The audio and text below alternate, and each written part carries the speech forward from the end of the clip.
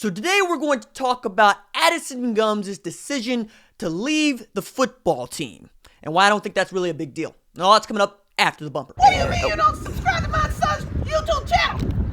Mama, no! Just snap the damn ball, RJ. What's up, kid folks? It's RJ Young. I am not on a step mill. Consider hitting the like and subscribe button because I upload a video every single day. It's always OU related, college football related, sports related. We have a good time. So first,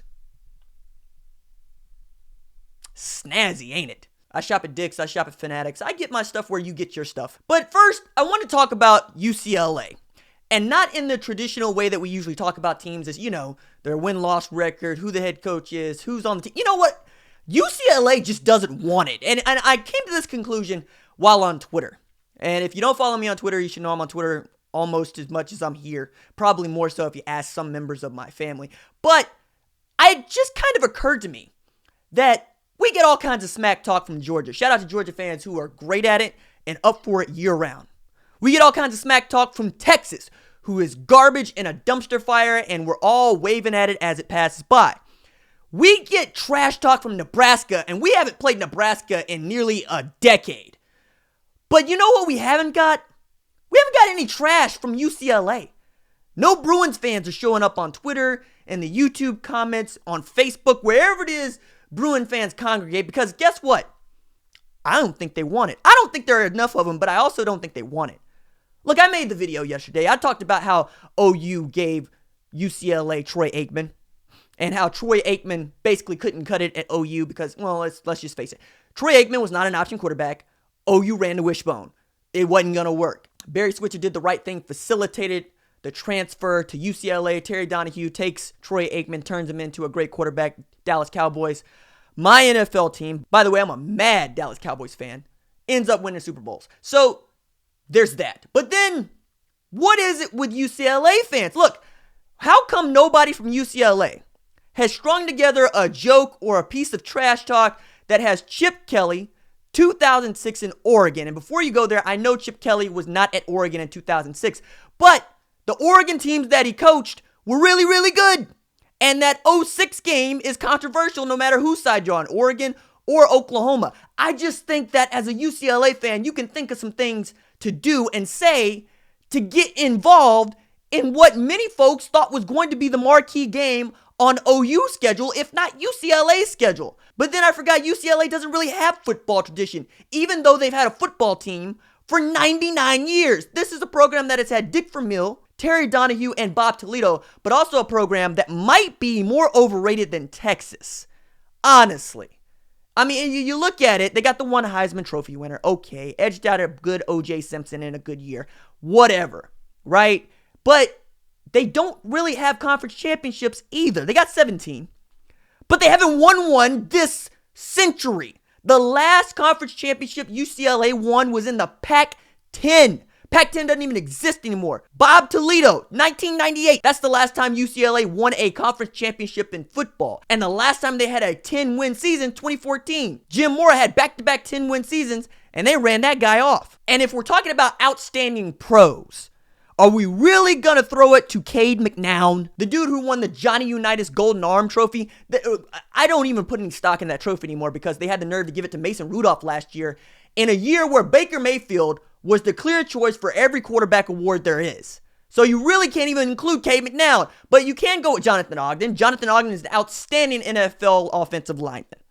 But outside of that, what are we really talking about with UCLA? Jackie Robinson? Is that as far back as we gotta go? My goodness, I'm starting to rethink this whole Chip Kelly to UCLA thing. Maybe he should have just taken the Florida job when he still had a chance, because building something at UCLA seems just impossible. Because they don't want it at UCLA. They don't want it in Los Angeles. Why would they? They have UCLA, they have USC, they have the Clippers, the Lakers, 2 NFL teams now in the Chargers and the Rams. I mean, they could go to Vegas and watch Oakland play. They got LeBron now, and they got Hollywood. They don't care. And why would they? They lose a game, it doesn't ruin anything for them. It ain't like it is in Oklahoma. It ain't like it is in Nebraska.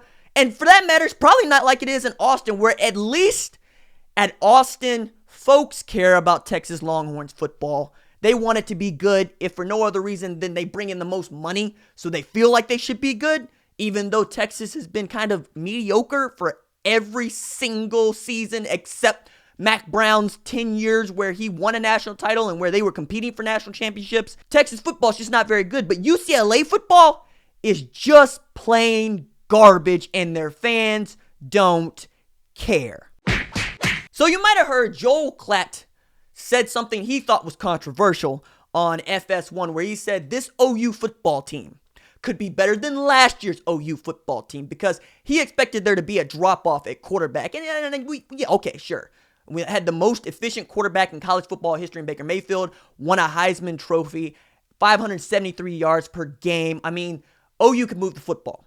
But the reason that he said that this team could be better than last year's team has little to do with the offense. Although he did acknowledge Kyler Murray was a lot better than folks thought he would be. He did acknowledge that the offense put up 650 yards of total offense against Florida Atlantic, that the running backs are deep, that the wide receivers are deep, that Lee Morris showed up and nobody even knew about Lee Morris until last Saturday. Nationally, I know that we knew about Lee Morris. We know about Allen High School. We know about preferred walk-ons at Oklahoma. But his point was the defense, to him, looked the best it's looked since the early 2000s.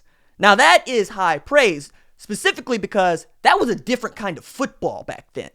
People were running I formation on the regular. You remember when Adrian Peterson came in and we went back to the I formation? That's how good Adrian Peterson was. Well, you can't necessarily do that anymore. Otherwise, we'd be doing that with Rodney Anderson and Trey Sermon.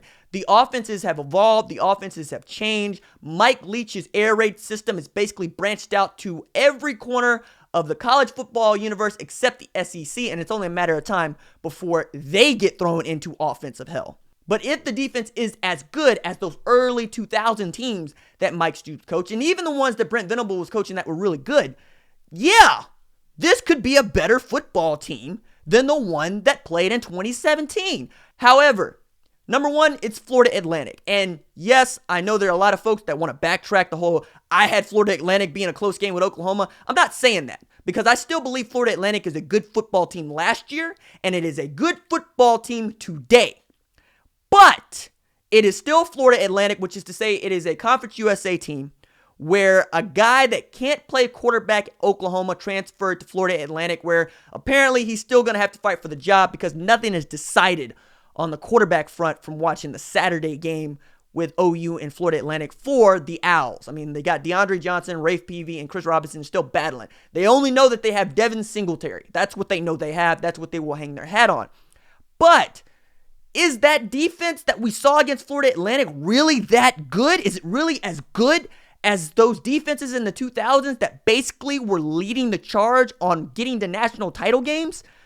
I'm not sold yet, man. I'm really not. Look, we saw great play from the defensive line, particularly Kenneth Mann, Ronnie Perkins, Neville Gallimore were great at their jobs. They did what they were asked to do. They played within the scheme, showing that the scheme can work if they do that. We saw great play from the corners in Parnell Motley and Trey Brown. Both led the team in tackles. We saw outstanding play at the free safety position. Khalil Houghton shut people down. Robert Barnes having the only pick of the entire game. But at linebacker, Curtis Bolton was the only guy that just kind of impressed me. Now, I still believe in K9. I think K9 is going to come on. I also have to say he's a true sophomore playing middle linebacker.